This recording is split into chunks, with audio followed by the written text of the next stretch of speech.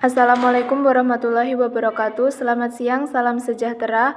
Perkenalkan, nama saya Wingit Purbaning Tias Jati dari kelas PAI 1F dengan NIM 1262012021160. Pada video kali ini, saya akan membahas argumentasi tentang bagaimana inovasi penyelenggaraan pendidikan di era digital. Jadi seperti yang kita ketahui, pendidikan adalah pembelajaran, pengetahuan, keterampilan, dan kebiasaan sekelompok orang yang diturunkan dari satu generasi ke generasi lainnya melalui pengajaran, pelatihan, atau penelitian. Pendidikan sering terjadi di bawah bimbingan orang lain, tetapi juga memungkinkan secara otodidak.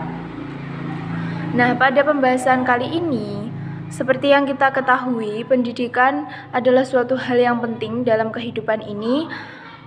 Pada perkembangan zaman yang semakin modern, yang dikenal dengan zaman digital, perkembangan teknologi sangat pesat dan itu berpengaruh terhadap beberapa aspek.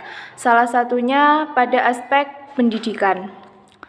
Seperti yang kita ketahui, sekarang banyak sekali sekolah-sekolah atau lembaga pendidikan yang menerapkan beberapa sistem online. Salah satunya seperti ujian nasional yang mulai dilakukan secara online, data siswa yang juga diakses secara online, tryout online, ujian online, bahkan sekarang ada rapot online.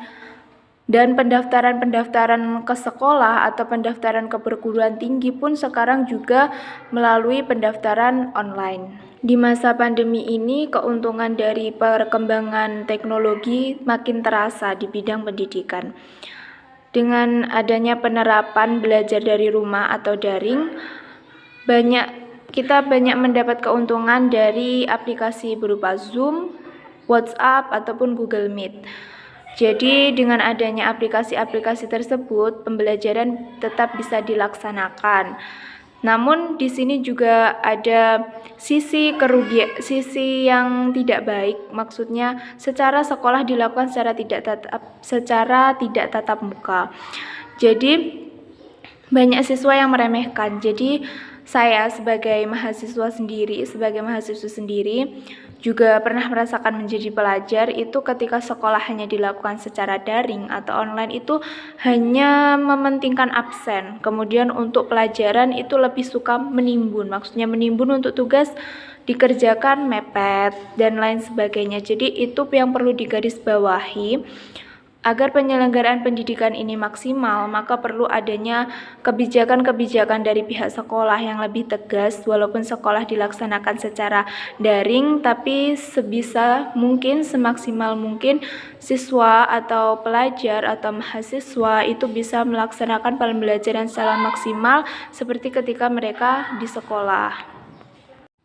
Sistem penyelenggaraan pendidikan di era digital ini yang dilakukan kebanyakan secara online ini menuai beberapa permasalahan dan juga keuntungan.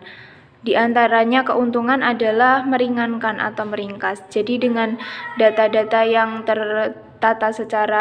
terasipkan secara online itu lebih mudah untuk diakses, dan tidak hanya pihak sekolah yang bisa mengakses, tapi juga dari pihak siswa ataupun orang tua dari siswa juga bisa dengan mudah mengakses data-data anaknya atau data-data peserta didik. Terus selain itu, di masa kita yang semakin kesini kan sumber daya alam juga perlu dilestarikan, seperti dengan sistem yang tidak online atau ujian yang dilakukan berbasis kertas itu masih membuat kita mengeluarkan banyak kertas untuk melakukan ujian tersebut. Dengan adanya ujian online ini, maka ada istilahnya penghematan sumber daya alam di bidang kayu atau di bidang kertas. Nah, selain itu untuk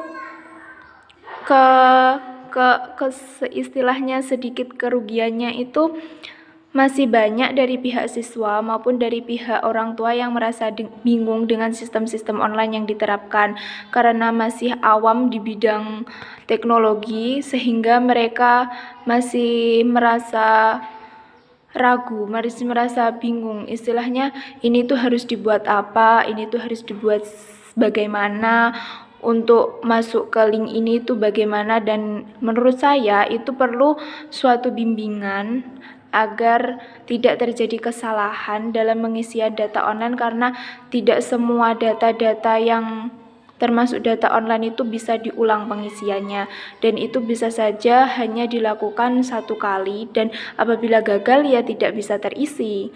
Dan di situ juga menambah rasa keraguan atau ketakutan bagi orang yang belum paham tentang hal tersebut. Di masa digital ini juga kita bisa melihat perkembangan seperti perpustakaan online untuk meningkatkan minat baca para pemuda zaman sekarang. Juga ada English Bean atau semacam pembelajaran bahasa Inggris, karena bahasa Inggris sangat dibutuhkan di masa sekarang ini. Jadi perkembangan teknologi ini di dunia pendidikan memberikan banyak dampak positif, namun juga ada beberapa dampak negatifnya. Jadi sebagai seorang pelajar kita harus bisa atau pandai-pandai menyaring mana yang baik, mana yang buruk untuk kita. Sekiranya itu argumentasi yang saya sampaikan. Apabila ada kesalahan atau kurang lebih, saya mohon maaf. Akhir kata, wabillahi taufiq wal hidayah. Wassalamualaikum warahmatullahi wabarakatuh. Terima kasih.